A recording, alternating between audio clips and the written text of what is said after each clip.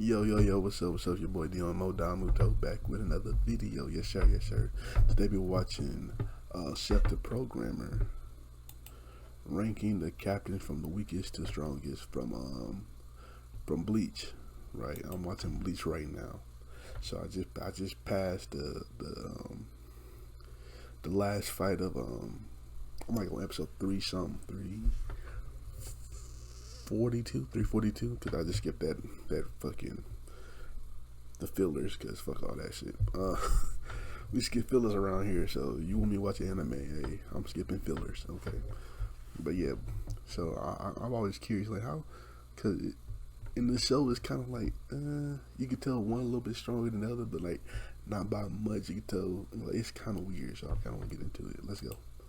This video in particular will be going over the 13 captains up until the end of Aizen's defeat by Mugetsu Ichigo.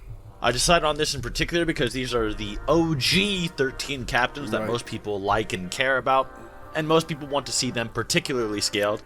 However, if you guys do want me to go until the end of the series, let me know down in the comments below. Some captains do have scaling to their war arc at battles like Yamamoto or Unohana, but this will only be scaling that applies to them during the Aizen arc still. It's just more clarification of what they should be able to do during this time, since they don't really get any stronger, and sometimes they don't have enough feats during the Aizen arc to actually scale them that well. Also, before we start, subscribe to my channel. Seriously, I'm tired of this 700 through 800k. Let's get 1 million already. It's been enough time. Also, you can follow me on Twitter and Twitch as well. And I will say, and most Bleach fans will agree, that making this type of video, it's rough to say the least. There are so many ways to interpret these characters, how their hacks will affect each other, and so on. Yeah. But for the sake of this video, we will be mainly doing raw power scaling only, and not any headcanon-y who would win type questions. It's very likely that some lower on this list could beat someone higher. Take for instance someone like Mayuri, who despite not being the most powerful captain, can certainly take down guys stronger than him with his poisons, tricks, and so on. Regardless, there is also no way to order this list to make everyone happy, and I'm not even joking with that. So if you're a Bleach fan, leave a like just to promote the series, and just agree to disagree maybe in advance, but otherwise I think I made a pretty agreeable list for most people when I break it down to them. Number 13, right off the bat, is a contentious placement, Toshiro Hitsugaya. Okay. Considering this is only the Aizen arc, Toshiro doesn't have a whole lot to say. He's really stronger than anybody else, which I'll get into as we go down later. Toshiro's biggest accomplishment at this point in the story is throwing hands quite well with the spot of number 3 and future overlord of Hueco Mundo, Haribel, but otherwise, pretty much every other captain during the Aizen clash said Mayuri fights someone stronger than Haribel, and Shunsui thinks it'll take Toshiro 100 years to surpass his level. For those of you that do like Toshiro does get a massive amp in the war arc that greatly increases his placement. So if you want to see some Toshiro hype, just let me know if you want a part 2 down below in the comments. Number 12, Soifon. Soifon is a great example of someone who just directly fights a stronger Espada than Toshiro, Espada number 2 Baragon, and Soifon is considered by her assistant Captain Omaida to be the fastest captain in the Gotei 13, and with her Zanpakuto Suzumebachi, she can utilize an ability where she can kill you by tapping you in the same place twice, called Nigeki Kisatsu.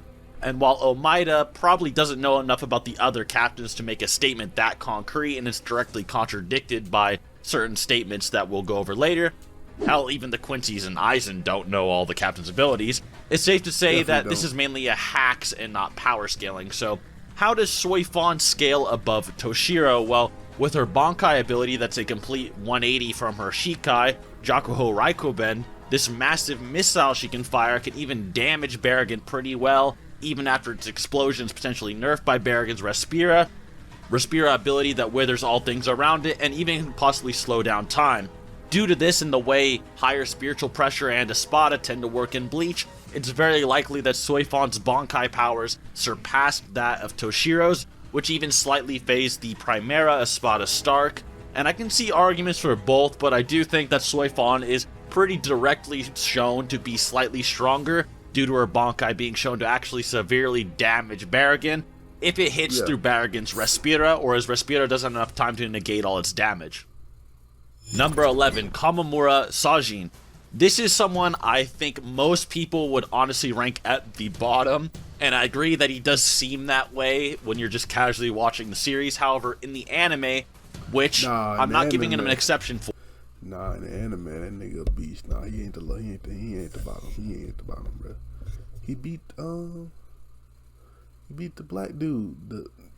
I forget names. Look, I'm watching. When I watch anime, I don't know names till like the end of the show.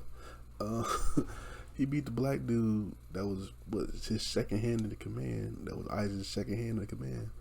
Like, that nigga was strong as fuck. Like, what the fuck?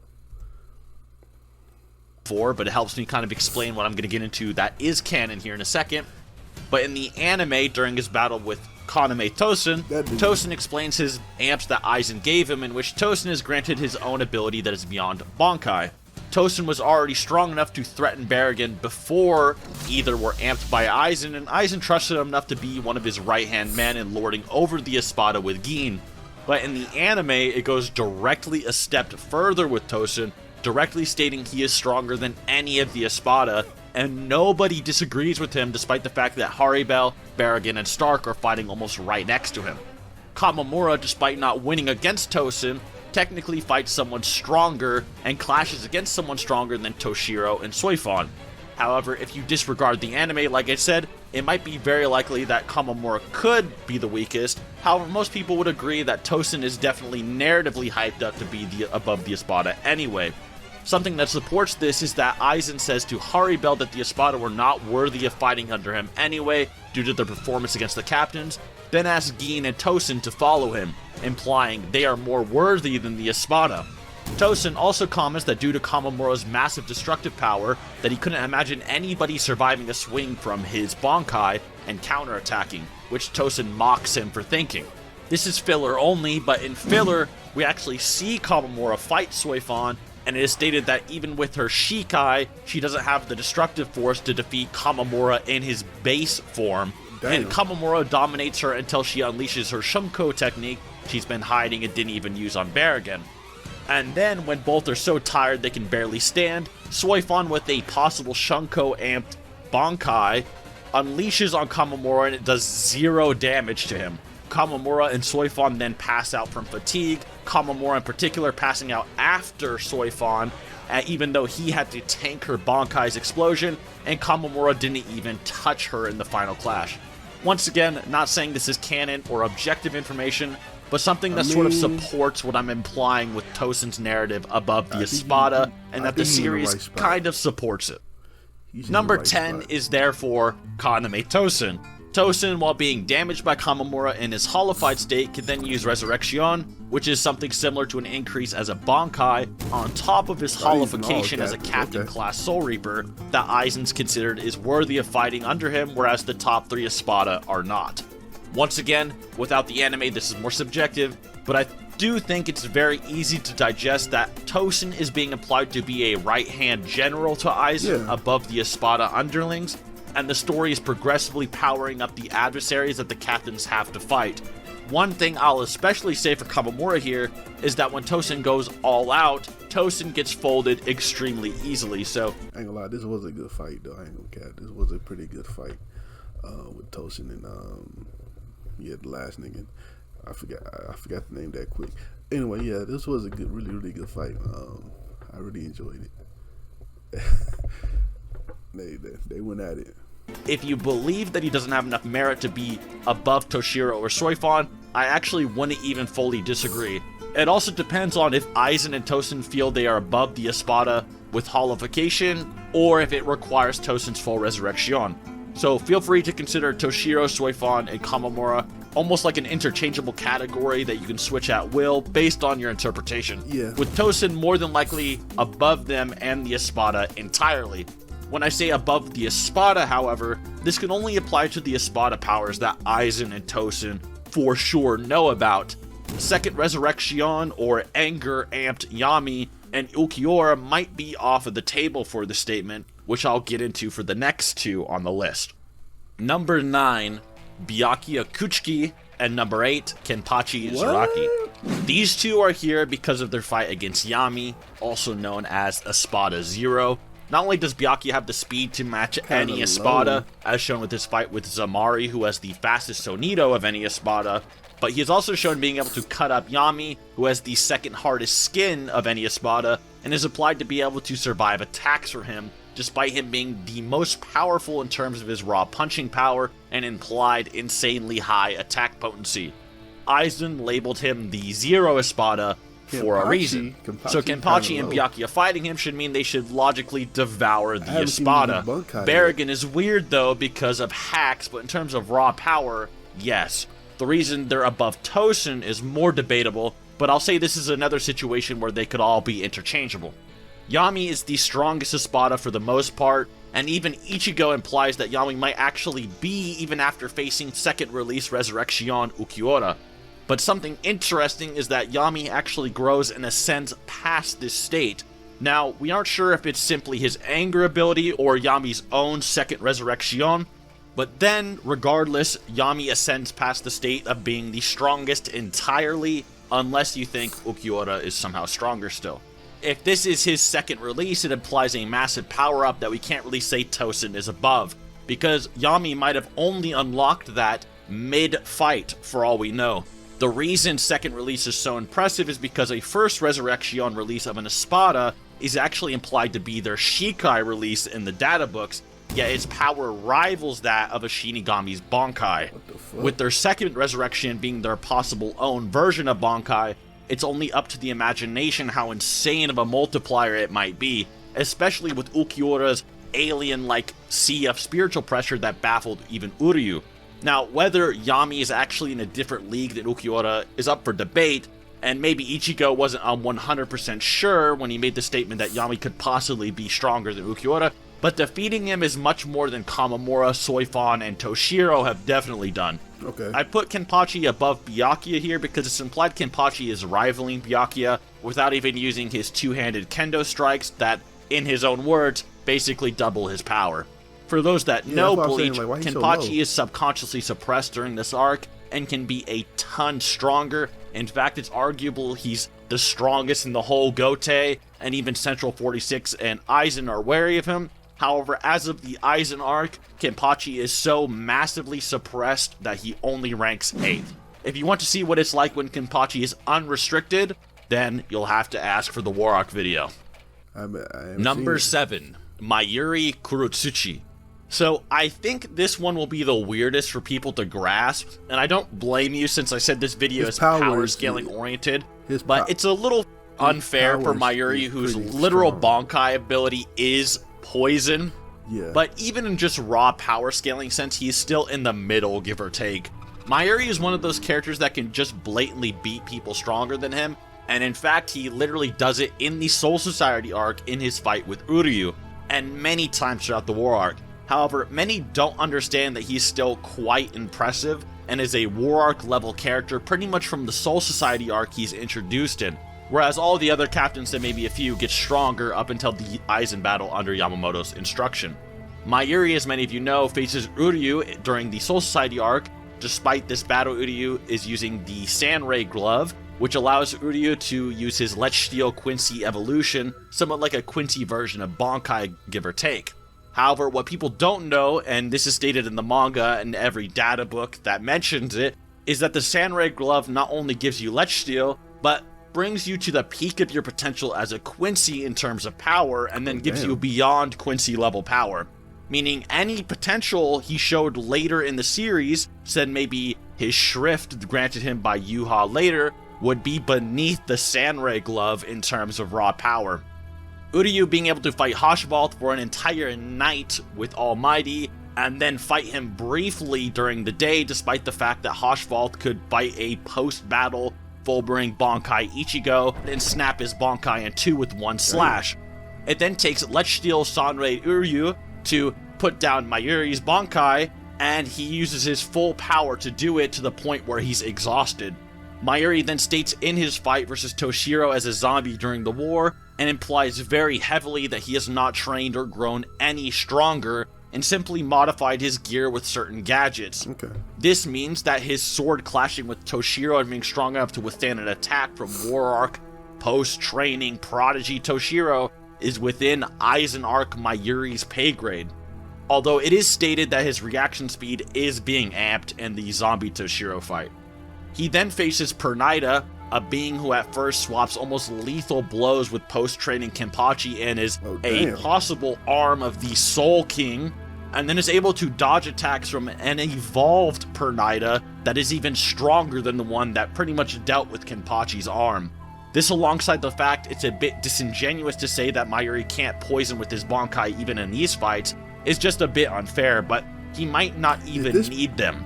Mayuri can... Is this past the Aizens? Why you bringing... Is this past the Aizens stuff? I don't know nothing about the manga. Is this past the Aizen arc? Or before the Aizen arc? Cause this... You bringing the feats past the Aizen arc. Like, what the fuck? Also paralyzed Kenpachi with this Justice Shikai as well, despite Kenpachi's massive full power War Arc amps. Although it's base off guard Kenpachi, this Kenpachi would easily annihilate the one during the Yami fight, which is why I'd put Mayuri at 7. I think he is very underrated in terms of power and especially speed, and as a Kubo favorite it makes sense he's a bit absurd, and pretty much every fight, say Uryu's Let Steel and Pernida at the end of Bleach, he doesn't even try in and just wants to test out numerous gadgets and gizmos. Number 6, Jushiro Ukitake, and number 5, Shunsui Kyoraku. Okay. The reason I have Shunsui above Ukitake is that while it's implied that Shunsui and Ukitake are relative, it is also implied Shunsui has better stamina and attributes that would allow him to win an extended fight against Ukitake. I know it's a little bit headcanon-y for me to kind of imply that, or even mention stamina on a power scaling list, but I think it's pretty fair considering they're pretty much as equals, and that's the only difference, and if I had to choose one. They both also do about the same against Yamamoto, and them combining their powers together is something Yamamoto considered transcendent. The databooks often describe them as peerless, even to their predecessors, and Shunsui says it will take Hitsugaya, a prodigy captain, 100 years to ever surpass him. Ukitake has also stated that if he was not withholding Mimahagi within his body, he would have had more spiritual pressure than any captain alive at the moment. However, due to him withholding it during the Aizen arc, he would not be any stronger. The reason Shunsui is above Mayuri is that it is heavily implied Shunsui does not get much stronger since the beatdown from base Aizen and the War Arc, and he himself states that he hasn't talked to his Zanpakuto in a very long time, meaning he hasn't done any meditation or any serious training that we know of, and if anything, it's just shown that Shunsui is a very laid-back and lazy person, sipping tea when invaders were in the Soul Society during the Soul Society arc, etc. Yeah. During the War Arc, when Shunsui finally unleashes his Bankai on the undisputed leader of the SS, Lilibaro, everyone in the battlefield gets chills and most people don't even know what's happening, with only Ichigo stating he senses Shunsui's spiritual pressure. The Bankai is very reminiscent of Yamamoto's introduction, but rather than heat, everyone feels the chills. Both War Arc Ichigo and Askin Nuclear are shocked at the power Shunsui displays, and his ability to dominate Lilibaro in his Volstanding before his final evolution is more impressive than Mayuri's losing battle against Pernida. Due to many not even being able to sense Shunsui's spiritual pressure and Bankai and being confused, there's even a possible argument that he's borderline transcendent in this state, but that is up for debate. Number 4, Gin Ichimaru. This placement is definitely contentious because Gin is a very weird and nuanced character. He only shows his true power one time in the entire series on an off-guard Aizen, but even then we do have some things to go off of to know what his true power actually is. Many people don't know, but Gin is actually a prodigy, but not just a prodigy like Hitsugaya. In fact, Gin is stated to be an unparalleled prodigy in the databooks, meaning his prodigious ability for being a Soul Reaper surpasses even the likes of Aizen, Shunsui, Hitsugaya, and so forth. If you interpret this as Gin is an unparalleled prodigy that surpasses even Kenpachi Zaraki, then Gin would actually be even higher on this list, if anything, and I'll explain where he could go. But for what we do know, Gin fights post-Ukiura. We ain't really seen much of Gin, though. Just that time he got the upper hand on Aizen, but that didn't work, so I don't know. He caught Aizen off guard. To fight Ichigo in his Bankai state, with Ichigo being somewhat mentally conflicted. However, this Ichigo even then rivals Unohana's base with only less than half of his Bankai's power. Unohana being able to no-diff Kenpachi, make him stronger numerous times without even using her Shikai, and post this arc after Kenpachi is only stronger to begin with. Ichigo, when he has his full Bankai Shihakusho, is actually able to perceive Aizen appearing before all of them at the same speed as Isshin and Urahara, while he is nerfed. Urahara and Isshin both being strong enough to give base or Shikai Aizen a good fight to the point he respects them. Then Ichigo unleashes his Hollow Mask, and Gin still folds him with absolutely zero difficulty, and in fact Gin's Shikai and fake Bankai ability straight up blitz Ichigo to the point he can't actually even see them retract. Gin also has an interesting narrative where, like Aizen, he's lied to everyone about his ability so nobody knows how strong he is or what he can actually do. Right. As an unparalleled prodigy, this makes sense, and Gin has basically spent hundreds of years getting ready to take down Aizen, and despite the fact he thinks that no other captain can, and neither can Isshin, Urahara, or Yoruichi together, he thinks he can with his Bankai, even when Aizen has transcended Hollows and Shinigamis entirely. That was so stupid, because I watched that shit, I was like, why he wait until Aizen gets so powerful, nigga? He would have easily killed Aizen, he caught him off guard in his base, you know what I'm saying? But, I don't know. Not once, but twice. His Bankai evaporates Transcendent Aizen, and Aizen actually fears for his life to the point that he evolves and can't fight back against Gin's Bankai poison, despite earlier saying he could negate Soul Reaper hacks with his spiritual pressure, which is also stated in the Bleach novels as confirmation. So for Gin to be an unparalleled prodigy above Aizen and Hitsugaya, and then have hundreds of years under his belt with Shunsui thinking Hitsugaya would surpass him in 100 years, it isn't unlikely for Gin to be this high, and if anything, you might be able to make an argument he could be even higher. And the only reason we can't say he's all that insane is because he himself implies he is weaker than Aizen before the Hogyoku merger while talking to himself, and thus not making up a character or a lie. Number 3, Retsu Unohana, also known as Yachuru Unohana. So if you think Gin is a prodigy above Kenpachi, then Gin would be above this, as Kenpachi defeated Unohana when he was just a child, before his subconscious suppression of himself. However, the prodigy statement could just be referring to those that trained or came up through the ranks via schooling or an orthodox way, which would apply to Aizen and Hitsugaya, but Kenpachi never went through the ranks or schooling, he just killed the previous false Kenpachi to become a captain. Unohana herself states that she is stronger than anybody else during the war after Yamamoto's death, including the likes of all the Zero Division members she knows the abilities of, Shunsui, Isshin, and so forth.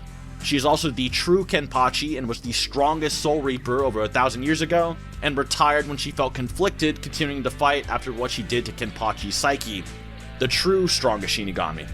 After Kenpachi defeats Unohana, there are good arguments that Kenpachi reached a transcendent level of spiritual pressure and couldn't be sensed by anyone as he approached Stern Ritter member Gremmy until he allowed them to sense him, meaning it probably required that level of power for Kenpachi to finally defeat her. Unohana also then thinks she is more powerful than Fullbringer Ichigo, and possibly even the Yuha that defeated Kenpachi before. Shunsui also makes it pretty obvious he thinks she's stronger than him. Number 2, Genryusai Yamamoto. Yamamoto is repeatedly stated over and over again to have the most powerful and destructive of all Zanpakuto. In the databooks, even without his sword, he has the best hand-to-hand ability, is the fastest, and has the largest mastery of Kido, on top of having the strongest sword. The anime states that he has been the strongest Soul Reaper for the past 1,000 years, with the databook saying nobody has surpassed him in the last 1,000 years, which would include Gin and Aizen. And the databook actually implies that even without his Zanpakuto, that Aizen was no threat to him. He defeated Yuha 1,000 years ago, the leader of the Quincy, and has a Bankai so powerful that Hashvald, a fighter that can no-diff full-bring Bankai Ichigo, can't even sense or perceive its true power or form, making it arguably transcendent. Damn. Shunsui in the novels also compares Yamamoto's spiritual pressure as a similar upper class, more similar to Aizen after his battle with Ichigo and fusion with his Zanpakuto, than the likes of Yoruichi or End of War Arc Byakuya, who has insane feats against Gerard Valkyrie and trained with the Zero Division. He is also stated to be the strongest of the Gotei 13, even while only having 1 arm and 13 blades, which arguably halved his sword striking power, and despite Unohana being among the Gotei 13. The arguments for Unohana being stronger than Yamamoto are there, however they seem to fall apart as something more akin to her opinion, as not even Aizen could actually register Yamamoto's true power, let alone a 1,000-year battle withdrawn and aloof Unohana that the data book states would be incorrect. However, Unohana could simply just not be correct, and her statement of being stronger than anybody but Kenpachi is right, since it was stated after Yamamoto's death. For those that don't remember, Aizen thought Wonderwise could actually take down Yamamoto without Ryujinjaka. However, Aizen is then shocked to learn that Yamamoto could not only take down Wonderwise with his bare hands, but could then even tank the full Ryujinjaka traps and explosions that were going to kill every captain in the town alongside Aizen. And Yamamoto is the only person Aizen ever seems to concede inferiority to, despite the fact that he more than likely has knowledge on Unohana, just as Shunsui does, if not an even more in-depth knowledge. Yamamoto and Kenpachi are the only two he takes any remote precautions for. Number 1. Sosuke Aizen. Yeah. The earlier statements concerning Aizen were about him in his pre-Hogyoku state, but after his evolution there is no captain that can take him down. In fact, after his evolution it's stated that if Ichigo doesn't take him down, Aizen wins, meaning he basically solo stomps the Zero Division that surpasses the Gotei 13 by himself in a hypothetical future where he beats Ichigo. Even if someone were to heavily damage him, like Gin or maybe Yamamoto's Bankai catches him by surprise, he can easily regenerate, adapt, and grow stronger. And nobody, even in the War Arc, has the capability of killing him for good, hence why he is sealed in the Mukin forever. The main argument for Aizen is actually more so pre-Hogyoku Aizen versus Yamamoto versus Unohana, in which I think the order would go Unohana as 3rd, Aizen as 2nd, and Yamamoto as number 1. But it's all very subjective and debatable, but I think we can all agree that Hogyoku Aizen is at the top, and there's a reason Yamamoto shows visible concern when Yuha says he went to go meet him in the Mukin during the War Arc. Anyways, guys, that is my ranking of the 13 captains during their most famous arcs. I could go over the War Arc if you guys really do want. If you did like, be sure to subscribe, leave a... Okay. Now I can see how like this list can be accurate. There are some people that's kind of very, very close to each other, so they can be like interchangeable. So, but I agree for the most part. Yeah, man. If you like my reaction, make sure you like, comment, and subscribe, and I'll catch y'all next time. Peace.